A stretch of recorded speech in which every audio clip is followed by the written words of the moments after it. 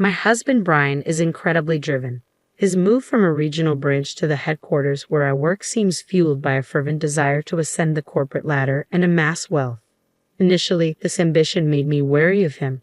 When we first met, Brian asked, "Linda, your father is connected to the company, right?" "Indeed, I work for the same company where my father serves as an executive." Having a relative in a position of power has led to me being perceived differently by both insiders and outsiders.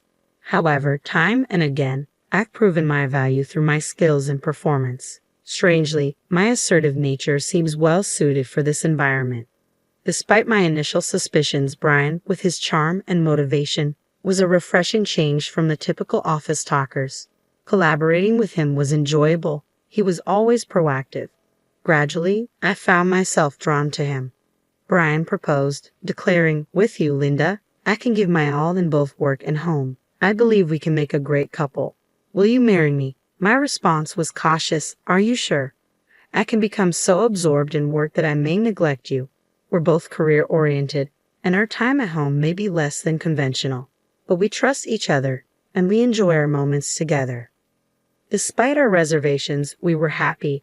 However, this spring brought an unexpected twist. Brian was to be transferred alone to another regional branch. He was deeply disappointed, and I felt it was unfair, considering we were newlyweds. But I heard it was a critical assignment that could lead to a promotion, and he should return to headquarters in about a year. Thanks to today's technology, we can video call via computer or smartphone. We spend less time together anyway, so managing feelings of loneliness and distance seemed possible. It's been about 3 months since Brian moved. We video call once or twice a week to catch up. The world is convenient now. With careful scheduling, we don't feel as lonely. During one call, I casually mentioned visiting him during summer vacation. Brian responded uncertainly, mentioning his non-stop workload. It seems leading a project is exhausting. I trust my husband's words, yet I can't shake this lingering sadness. Suddenly, a thought creeps in about the interior of Brian's rented apartment, beyond what fate should determine. Perhaps he's too busy to clean properly, I initially rationalize. But as I glance at the tidy portion of the room visible on the screen, I'm struck by its unexpected neatness. It's impressive how he manages amidst his busy schedule. Just as I'm about to praise him for it, my eyes catch sight of an unfamiliar bag at the edge of the screen. I'm speechless. Clearly a woman's item, even someone like me, not particularly up to date with trends, recognizes it as a high-end brand. "Hey, what's that bag?" I ask, unable to ignore it. Brian glances over his shoulder quickly, his response a tad flustered. "Oh, it's a wedding anniversary gift. Since we don't get to see each other much, I wanted to give you something tangible," he explains. "I thought it would suit you. I ordered it online, so I wanted to unbox it as a surprise. But I guess I messed up. I'm sorry." "It's fine," I reply, forcing a smile. I'm happy and looking forward to its arrival. Despite the seemingly plausible excuse, a sense of mistrust lingers. Yet I can't confront him. I still want to believe in Brian. Later, the bag arrives, accompanied by a message card filled with affectionate comments. It should reassure me, but the slight sense of distrust persists. Months pass, life becomes accustomed to Brian's absence, and our communication through video calls becomes routine. Then, on one ordinary day, I find myself contemplating, "Wow, Brian, I should get going," I say, sensing the conversation winding down. "Yeah, it's getting colder, so be careful not to catch a cold, Linda," Brian replies, concern evident in his voice. "Thank you," I respond, ready to end the call. Just then, the doorbell rings. "What's wrong?" Brian asks. "Ah, a courier has arrived. You can hang up the call, Brian. See you later." "Thanks," I say quickly, rising from my seat and heading to the entrance. Focus on receiving the package, I don't realize I haven't ended the call or that the screen is still on. Retrieving the package, I return to my room, only to find Brian's face still on the computer screen. I guess this is the end of the call," I start to say when something unbelievable catches my eye. I instinctively cover my mouth with my hand. On the other side of Brian's desk, there's a bed, and an unknown woman sits upon it, bathrobe-clad despite the daylight. Even more shocking, the same bag I received as an anniversary present lies beneath the bed. Memories of a long-forgotten suspicion resurface. Brian had indeed brought another woman into his apartment, not just once or twice. She seems completely at ease, playing with her smartphone. You seem to be having so much fun chatting with your wife, the woman says, a mocking cackle in her voice, unaware that I'm listening. That might be true, but she's not here now, Brian replies, a grin on his face. You're such a jerk, the woman retorts. The real jerk is you, leaving your bag out in plain sight. I had to buy the same bag just to camouflage it. It was expensive, you know. That's your own fault. It's a shame that a luxury item like that is wasted on her. She has no sense of fashion. As they continue their banter, I can't bear to watch any longer. I shut down the computer, unable to put my feelings into words. Regret flooded over me. Was the bag Brian gifted me truly an anniversary present or merely a cover-up for his infidelity? Brian, you're really the worst, I muttered, the insult escaping before I could contain it. It wasn't something I wanted to say. As for that girl, there was something familiar about her. I realized with a jolt she's the daughter of the executive vice president who joined the company this year. The audacity to whisk her away to the countryside for a clandestine rendezvous. It was quite an elaborate affair. But somehow, it all made sense. I couldn't help but chuckle bitterly. It's a typical choice for an ambitious man like Brian. After all, I too am the daughter of a high-ranking executive. It seemed fitting for Brian to choose a mistress who could prove useful in some way. I couldn't believe in anything anymore. I thought he loved me for who I am. Just as I started to tire of feeling angry, an unforgiving feeling settled in. I couldn't forgive him now. So, I decided to uncover the truth. A few days after that shocking video call, Brian suggested we spend some leisure time together. Perhaps he thought it would look bad if we didn't pretend to be friendly from time to time. With a feigned eagerness, I agreed, clutching the purse he had given me. I visited the apartment he had rented. Wow, I keep it pretty clean, don't I? I'll go get us some iced tea, Brian remarked, heading towards the kitchen, unaware of my internal turmoil. I seized the opportunity and took action. Quietly, I placed the coin purse, matching my bag, inside the cupboard of Brian's computer desk.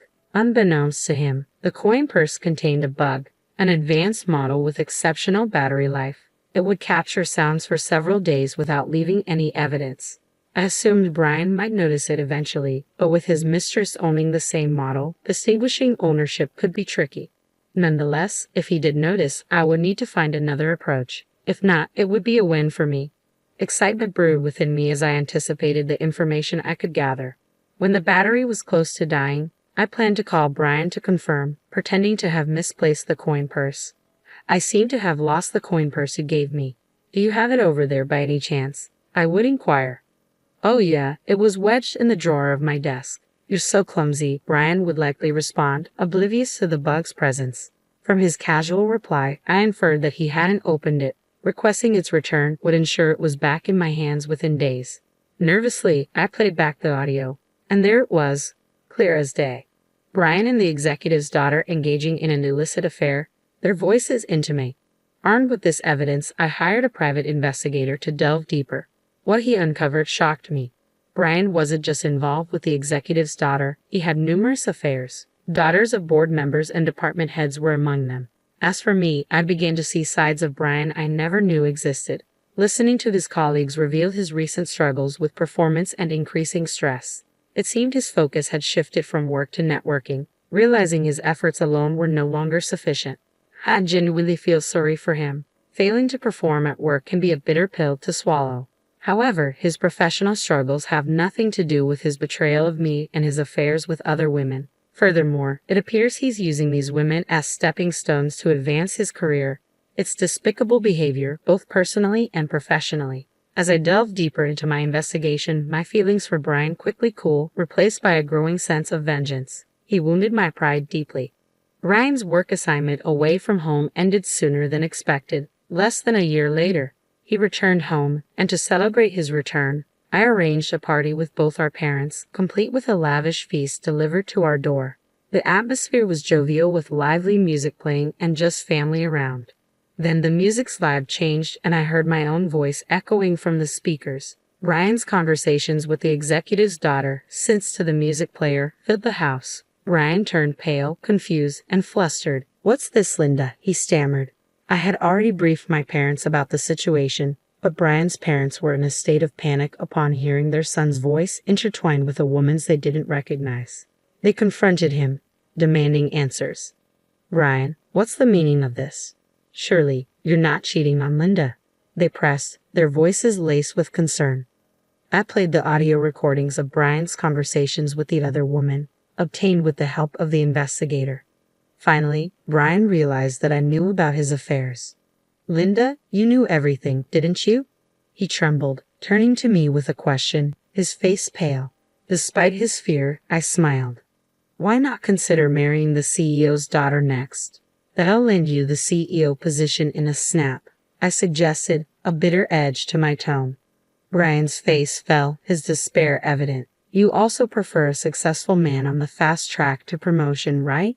It was a necessary step for my career. Please overlook it," he pleaded, clinging to me. "But what about us? Is our marriage just a step towards your success?" I challenged, my voice tinged with hurt. "No, that's not it at all," Brian insisted, though his words seemed forced. "You're special." Despite his reassurances, Brian appeared flustered.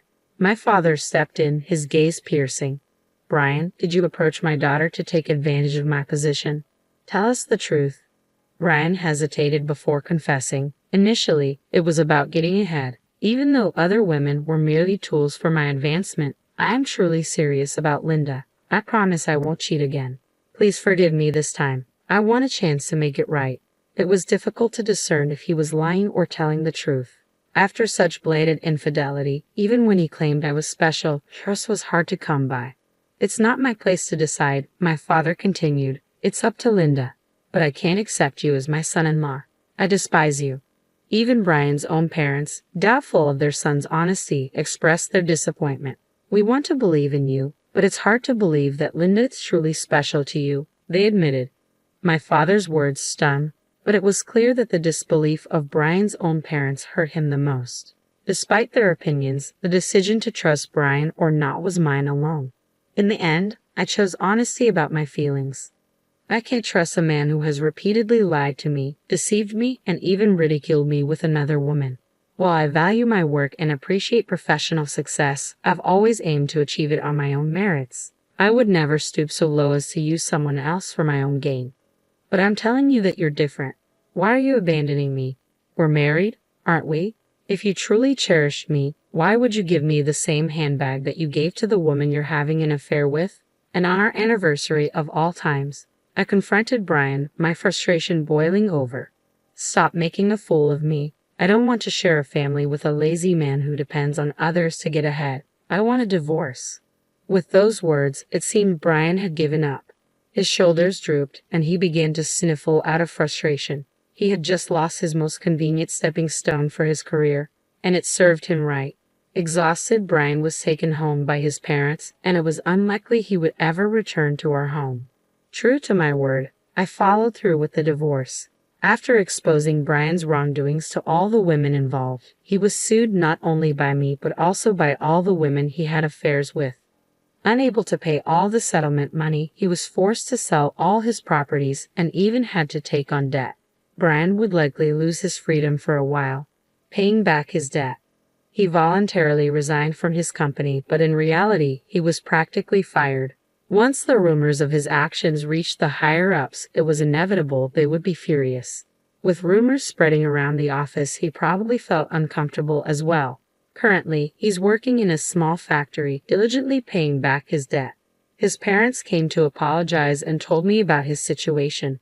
As for me, I have no intentions of ever meeting him again. Of course, I received alimony from Brian. Surprisingly, when I sold the handbag, which was the same as his mistress's, I was shocked to find it fetched almost the same price as a new one because it was barely used. It felt like a little bonus. After separating from Brian, I began to contemplate what marriage really meant and what's important in life. While my work remains crucial to me, I don't discount the possibility of having a family in the future. I might use the money from selling the bag to pamper myself a bit and prepare for a new romance, as I had to work today.